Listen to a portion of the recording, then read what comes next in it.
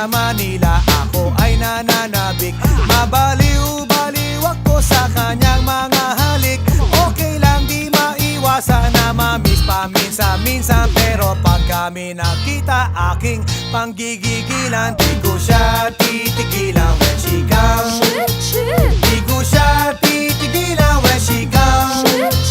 Di ko siya titigilan, di ko siya titigilan, di ko siya titigilan when she comes.